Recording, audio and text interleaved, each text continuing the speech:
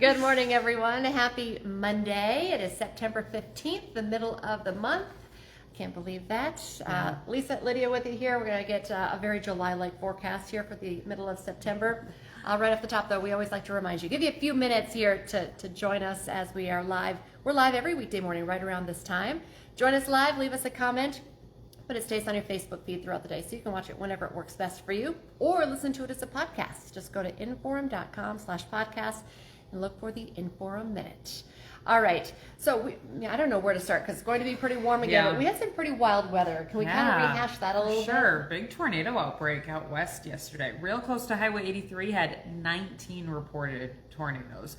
Over 2 dozen region-wide into South Dakota, parts of Montana, even Utah saw some tornadoes yesterday, but 19 in North Dakota. The most for any September day on record in North Dakota. Now brings our 2025 tornado tally up to 60 plus. Final number will come in after surveys and such. Most tornadoes reported in a year in North Dakota history. It's been crazy busy, record-setting busy. You've been saying that for months. Actually, it's been a crazy year. We have numbers to go with it. So, tons of reported tornadoes, some really icky damage in spots. Again, the National Weather Service is going to go survey that stuff. They're going to start in Sheridan County near Denhoff. I did see pictures. I shared them on my Facebook page of a house pretty ripped to shreds. Yeah, no injuries reported. So, I mean, that's great news, but some really nasty damage in spots. I saw Cannonball, North Dakota, had bad damage too. And I'm sure there are many others because there were so many tornadoes. Even some of the same storms that touched down a tornado and then it lifted up and then it touched down again, that counts as several tornadoes, several touchdowns. Here in eastern parts of the state, northwestern Minnesota, it was just kind of a hot, summery day. Had a quick little shower, thunder shower roll through. That was about the worst of it. Okay, so with all of that, this same low pressure system is moving through today. Now, I don't have it being a big severe weather day or a tornado day, but some isolated little showers, thunder showers will be possible. I think mainly north of I-94. If any of them get strong, it would just be hail, wind, and northern Minnesota has the best target area for that. Otherwise, warm, windy, and muggy. Your gusts today, 35 to 45 miles an hour, so some good wind. We'll bring temperatures up into the 80s, dew points in the 60s. That's sticky, and it'll make it feel even hotter. I think our feels like temperatures 85 to about 87 today. Wow. That's July. Yeah, it does on not paper, feel like September. That's July. Our average high temperature in the middle of July is 83. We're forecasting 83 today. Our average high today is 73. So about, depending on your exact location, anywhere between 10 to 15 degrees above average today. Sweaty. Tomorrow we get a break in the action. Radar should stay dry throughout the day. Still hot, still sticky, light winds. I'll watch for fog in the morning. Just with that light wind and a little moisture, I think it's possible. Tomorrow night, some thunderstorms develop down near the Dakota border, kind of lift up into our region for your Wednesday. We'll leave some scattered thunder showers around for Wednesday. Better chance of rain Thursday and Friday, especially to the south. That is going to cool us down. Temperatures will be closer to 70 as we go into the middle to late parts of the week. Up north, you still have a chance at rain and probably the clouds, but your chance is a little smaller. I'll keep your temperatures in the low 70s late week. Brief cool down. It's not even a downhill slide into fall because I have us back in the 80s next week. So we're not giving up on this summer-like heat just yet. Likely to see above average temperatures really through the rest of the month. Yeah.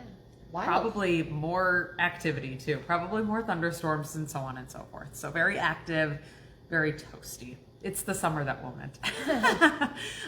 So nasty day out west. We'll bring you any of the EF ratings and kind of the final numbers, the final tally when all of those things come out. The National Weather Service is going to be busy out west today. After a busy day yesterday issuing all the warnings, there's something like 88 tornado warnings have been issued in North Dakota this year. Yeah. A ton. These numbers are hard to comprehend. Actually. I know, very active. And then not only with the tornadoes, there was also bad flooding in Bismarck. We had pictures and videos, about 2.5 inches in 2 hours. So over an inch per hour rainfall rates. Really heavy rain. Nasty stuff. Very July-like. It is September. September 15th. I know. All right, that's all. Thank you. All right, to some of your news headlines this morning. Today is your last chance to speak out on the Fargo City budget. You can make your voice heard at tonight's City Commission meeting. The public hearing is at 5 o'clock. The Commission approved a preliminary budget last month. Projections show a $6.8 million deficit in the city's general fund. Because of a new state law, the city can only raise revenue through a 3% levy increase. That means cuts, including nearly 10 unfilled jobs and about $600,000 from the Fargo Cass public health budget. Today, a former Devils Lake police officer is due in court for a bond hearing after he suffered a self-inflicted gunshot wound during an armed standoff at his home. 37-year-old Ray Hennon is charged with terrorizing. Officers responded to a 911 hang-up call around 11 last Monday night at a home about 2 blocks east of Bethel Church in town. After a 10-hour standoff, police say Hennon shot himself and was taken to the hospital. This morning, the superintendent at DGF Schools says classrooms are safe after a concerning message was shared among students over the weekend. In a Facebook post, the district said the school resource officer and the Clay County Sheriff's Office investigated and found no credible threat. Both the high school and elementary are open as normal today, and we've also learned this morning that the student involved will not be in school today.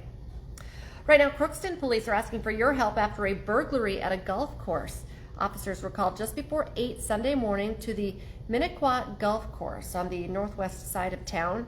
Investigators say someone forced their way inside between 12:30 and 1:45 in the morning. Money and other valuable items were stolen. This morning, in the wake of Charlie Kirk's death, sources say the Trump administration is asking Congress for $58 million to boost security for the executive and judicial branches and also to increase protection for members of Congress. Some lawmakers are canceling events until they feel safe. At the same time, bipartisan calls are growing for social media reform after graphic videos of Kirk's killing were shared online. Now, meanwhile, Charlie Kirk and Glenn Beck were actually scheduled to come to Grand Forks for an event hosted by the UND chapter of Turning Point USA. That event was supposed to happen next month in October. Kirk's wife, Erica, has been speaking out. She says that event, many other events, still going to happen. Right now, we are working to learn how exactly the tour will continue to move forward following Kirk's death. He was also set to stop in the Twin Cities for 2 events a little later this month on September 22nd. We checked this morning. The website to reserve tickets for the tour remains active. And talking about social media, President Trump says he is once again talking with China about the future of TikTok. The president said the future of the app is in China's hands.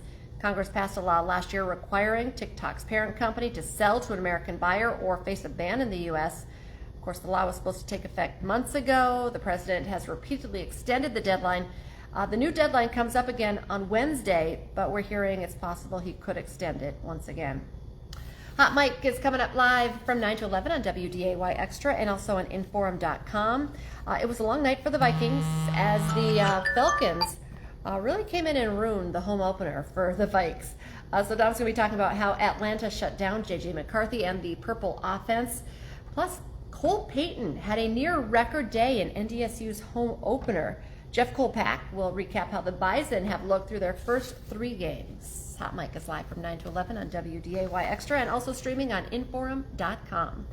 Be sure to join us for our next newscast. It's coming up at 11 this morning. And then once again this afternoon, we start at 4, 5, 6, 9, and 10 tonight. And we'll be back tomorrow morning with more First News from 5 to 7 a.m. Have a great day, everyone.